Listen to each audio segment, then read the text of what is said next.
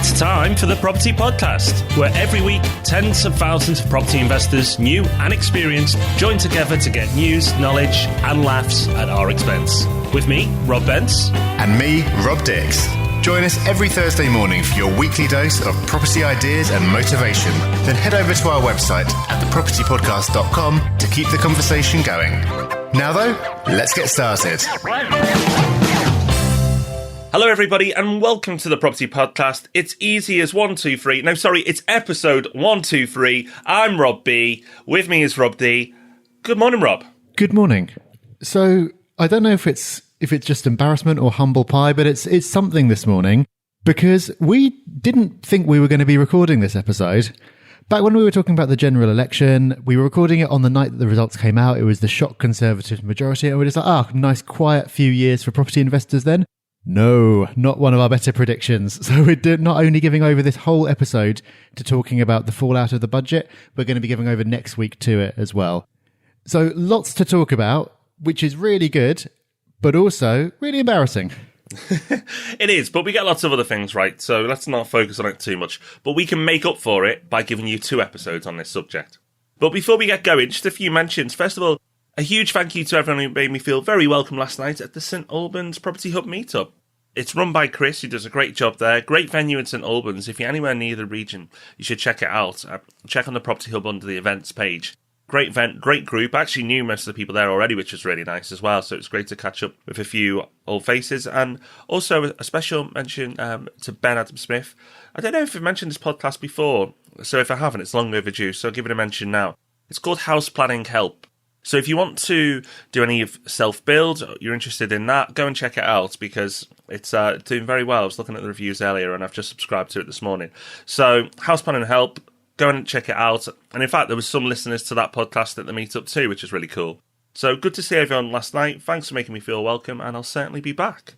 So that's what's happening in real time, but in podcast time, on the day that this goes out, it's going to be our London meetup tonight. So if you're coming along to that, we're very much looking forward to seeing you. That's going to be a very different affair from the St Albans meetup. Going to be a lot of people down there. So different, but just as good. And fingers crossed for good weather so we can all get out onto the terrace and enjoy it. But either way, lots of putting faces to names and lots of great property chat. So really looking forward to that one tonight. We are. So we'll talk about that next week, I'm sure. But until then, we've got a news story, Rob. And, you know, they say getting married is one of the most stressful things in life. Getting a property or moving home is stressful, and amongst other things. But actually, you can combine the two now and have a double stressful experience. Absolutely. The ultimate 2 birds, 1 stone. There's a house in Indonesia being listed for sale with free wife if you buy it at the asking price. So I misread it as free Wi-Fi to start with. Oh, that's pretty good. That's what I thought as well. Yeah, Wi-Fi. No wife. Oh, not so good. I mean, don't worry, mine doesn't listen.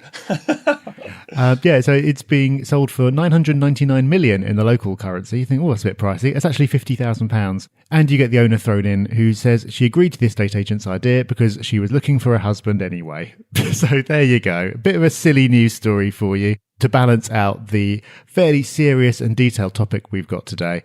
You'll find the link to that if you want to read more and maybe make a move to Indonesia and make a bit of a lifestyle change in the show notes, which are at thepropertyhub.net/budget 2015. It's a particularly brave estate agent. I can't imagine many over in the UK trialing that one.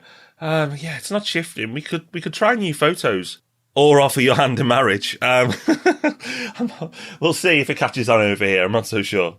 Okay, let's move swiftly on to our topic of the week. Talk about the budget from the other week. The budget that we didn't see coming. Loads and loads and loads in there. We've picked out 6 main things to talk about. There's so much to talk about, though, that we're, this week, just going to explain the main changes that affect property investors. And then next week, we're going to dig deeper into how you might want to react to those changes. Because there's actually a whole lot to digest. Normally it's quite straightforward, but there's a few things in here that really do take a bit of getting your head round. So without further ado, let's get into it. Okay, so number 1, and probably the least controversial, well, anyway, for most people, if you do this, you probably think it's not so good. But number 1, is removal of the wear and tear allowance on furnished properties. So what is this? Well, for furnished properties, currently you can choose the renewal basis, where you simply deduct the actual cost of replacement furniture from your profits. So let's say you've got a furnished property and the couch gets damaged, you buy a new couch, you deduct that off. Or you can choose to deduct 10% from your taxable profits every year before calculating the tax due.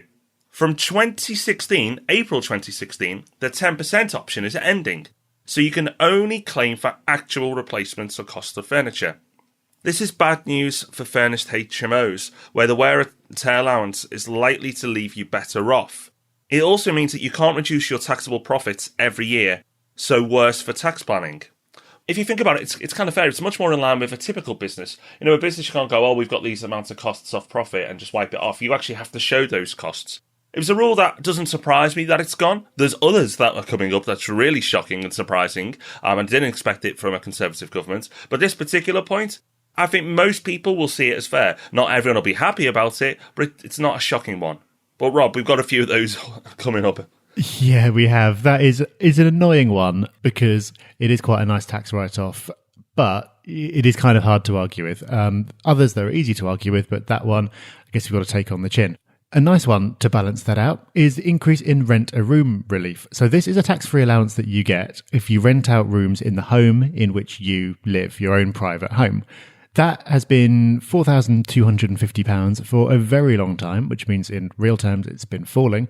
And that is now being increased to £7,500, so a big jump there.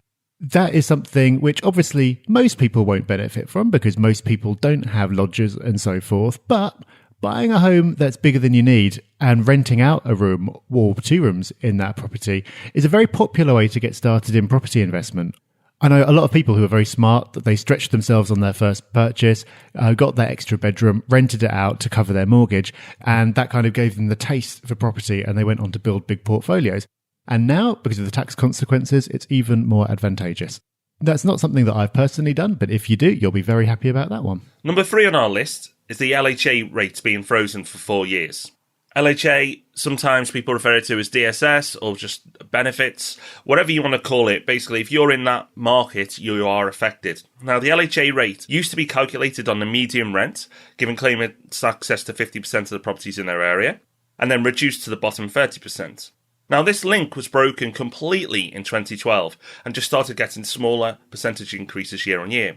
And Shelter, the charity Shelter, claims that the LHA has fallen behind real rent in 70% of the country. Now, this freeze for 4 years is really bad news for landlords who use the LHA model, and there's plenty of them. And it may also affect house prices in heavy LHA areas. There's certain areas where investors are buying in, where the market is just completely led by other investors. So North Liverpool, for example, it's a really investor-led market. And when prices are rising, it's really based on the yield and nothing else. So it'll be interesting to see what areas like that do now with these changes. And there's plenty of other areas as well. It's just an area I know very, very well. So this model will really come under threat for many people. It's not only bad for investors, but actually I really think it's bad for LHA tenants as well, because their potential pool of properties could start to dry up. It's one to watch, and I think out of all the models that are out there for investment, this is probably the one that's been hit the hardest. I agree, and not to get political about it, but there is a lot of anger about so much public money, if you like, flowing to private landlords. But, you know, it's not like there's loads of social housing out there. Landlords, the kind of landlords who listen to the show and are providing a really good service and providing great homes, are providing a service. It's needed, and this is not going to help. So we will have to see how that shakes out, but not good news for that sector of the market. Okay, this is all just the warm-up, though. Are you ready for the big one, the shock announcement? The one. No. Well, no, we'd rather not talk about it, to be honest. We'd rather not talk about it because it's really bad news, and also because it's really complicated and hard to explain. But nevertheless, it is to be talked about. The restriction on tax relief on interest. We never saw this coming. It's been talked about for a long time. People have been complaining that investors shouldn't have this allowance. Were we expecting this Chancellor to remove it? No.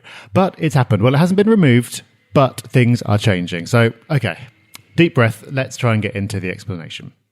So at the moment, you can claim 100% of the interest portion of your mortgage, as well as all your arrangement costs and everything else, as a cost of doing business, and therefore deduct it in full before calculating your taxable profit. So in this sense, it's working exactly like a business, and had that interest stayed and had the wear and tear allowance been taken away, then everything would have worked completely logically. You would have had your income, you would have deducted all your expenses, and what you have at the end is your taxable profit. But this is changing. By 2020, interest and other finance costs will no longer be an allowable expense, but will attract tax relief of 20%. So this is being phased in gradually from 2017. By 2020, it will have come into force completely. When this was announced, everyone kind of looked at each other and went, well, that sounds really bad, but what does it exactly mean? It took me quite a while to actually get my head around it. But I'll give you an example, and hopefully you'll latch on a bit quicker than I did if you don't already know what this means.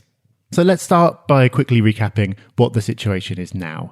So let's say that you've got £10,000 of annual rental income. Your mortgage interest is costing you £5,000 a year, and just for simplicity, we'll forget all the other costs that you would normally deduct. In this scenario, we deduct your £5,000 interest from your £10,000 income to give you a £5,000 annual profit. Nice and easy. On that £5,000 profit, if you are a basic rate taxpayer, which at the moment is 20%, then you'll be paying £1,000 in tax, or if you're paying 40% at the higher rate, you'll be paying £2,000 in tax. All straightforward there. How's it going to be in 2020? Let's take the exact same figures to keep things easy. £10,000 income, £5,000 mortgage interest, no other costs. What's going to happen is you're not going to be able to deduct the £5,000 in interest. Your taxable profit is going to be the full £10,000. So therefore, you'd have to pay a tax of either £2,000, which is 20%, or £4,000, which is 40%. However, this is where the new allowance comes in. You can claim an allowance of 20% of your interest costs. So your interest cost was £5,000, 20% of that, £1,000. You deduct that from the tax that you had to pay on your £10,000 profit. That leaves you as a 20% taxpayer paying £1,000 in tax, and as a 40% taxpayer paying £3,000 in tax. You may not have followed that. If you didn't, don't worry. It's much easier when you see it written down. So there'll be a full worked example linked from the show notes, which are at thepropertyhub.net/budget2015. But the main thing to take away from this is the position that the basic rate taxpayer and the higher rate taxpayer end up in. So for the basic rate taxpayer, even though the method by which you've calculated it has changed, you end up in exactly the same position. £1,000 tax in the first example and the second. So basic rate taxpayers are not affected by this change.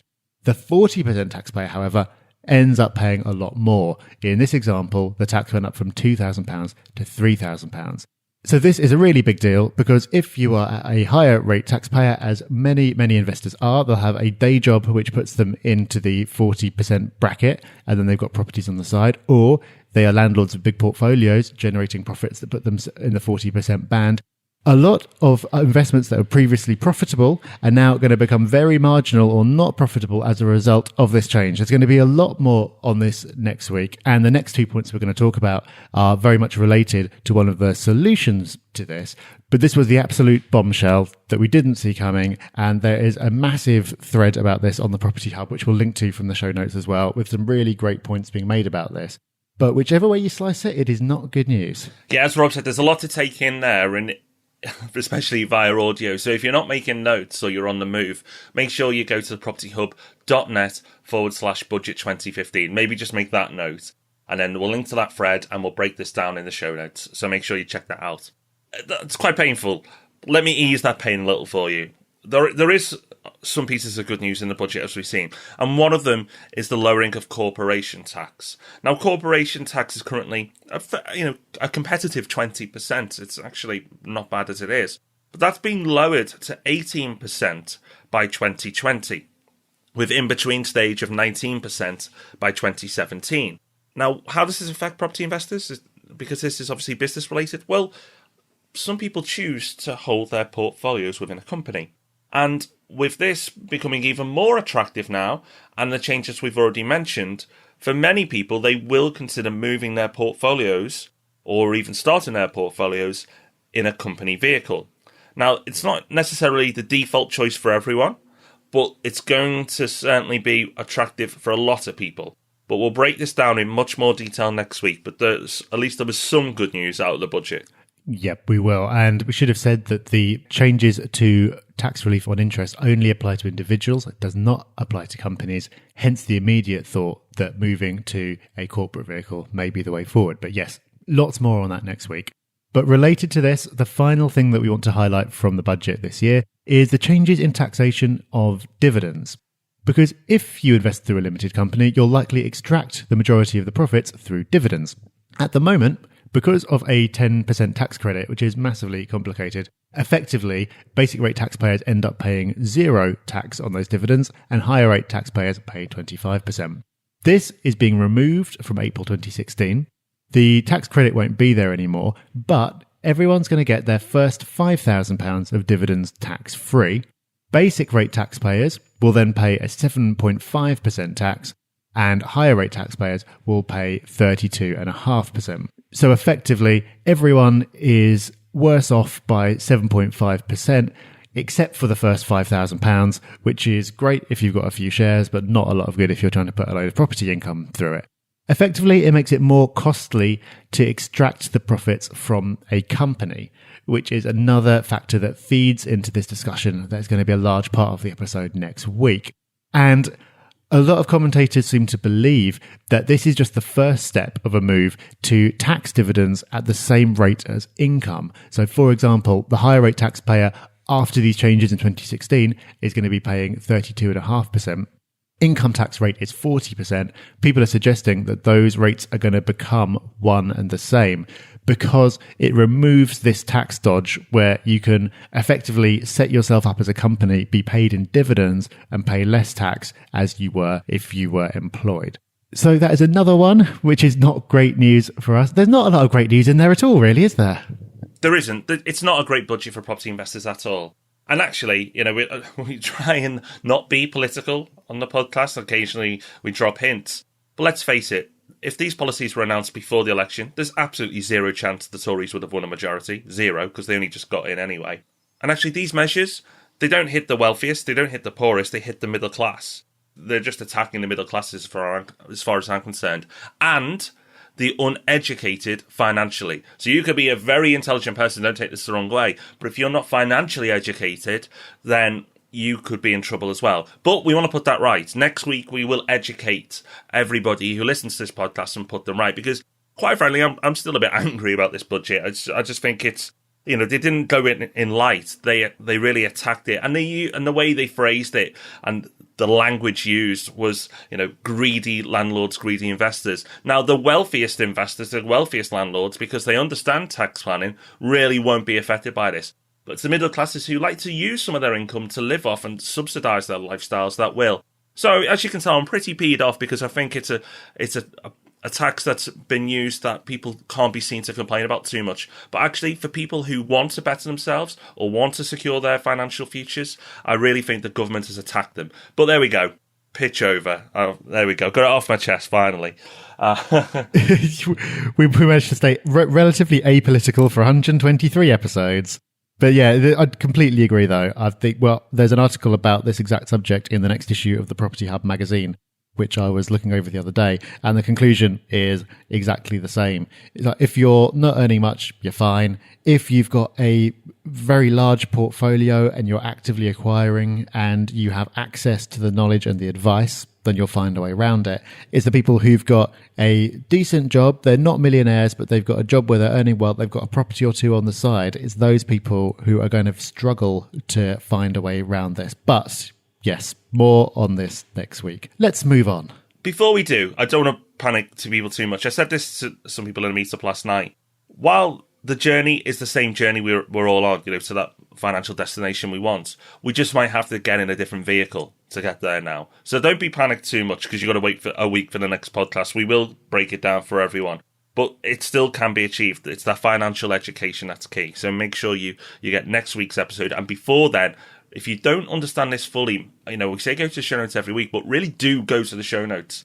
thepropertyhub.net/ /budget 2015. Make a note if you're on the move, put it in your phone, and check that out later when you're at desktop. And make sure you fully understand the tax implications, because if you don't, next week, won't make too much sense. You really need to understand these changes, so then when we give you the advice next week, you can do something with it.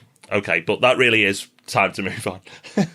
Right, Rob, let's cheer everyone up with a resource of the week. Yeah, I'm not sure if this is a cheering resource of the week or not. It's up to you whether that's the case. But either way, we've got Andy Norman to thank, big friend of the show. He's put a few resources our way, which we're very grateful for. And the latest is Rescue Time.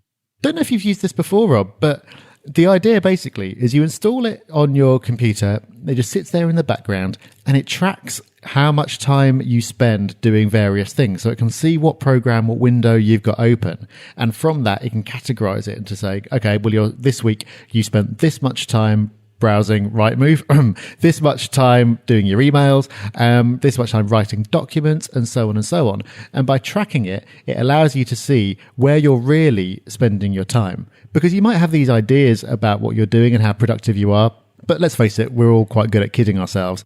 When you see the cold hard numbers, you can then see where your time is really going. And that's why I said that it may be a cheering resource or it may not be. I tried using Rescue Time a while back and never quite made it stick, possibly because the news wasn't what I wanted to hear, but measuring it is the first step to changing it. So I think because it's so easy to do, it's a really great resource because you just install it, leave it there, forget about it, and it sends you a report every week. So really easy to use, and I might give it another go. Yeah, I'm exactly the same as you, Rob. I used it quite a while back, and I mustn't have liked the results either, because I stopped using it. I think it's a very useful resource for many people. For myself, I've got no problem with little breaks. I tend to manage my energy, and because I've done that for a long time, I know when I'm feeling good, I'll plough on and do as much as I can, and when I'm feeling a bit tired or sluggish, I'll accept that and try and do the easy tasks. So that's me personally, but I can see why it's useful for a lot of people. Right. This will at least cheer us up, Rob. It's the review of the week. Hey! It's Sean from Ireland this week. Thank you, Sean. It says, the two Robs have rekindled my love and faith in property. After buying at the height of the market from a suspect sourcing company and making every visible mistake in the book, I started to believe that maybe I wasn't cut out to be a property investor.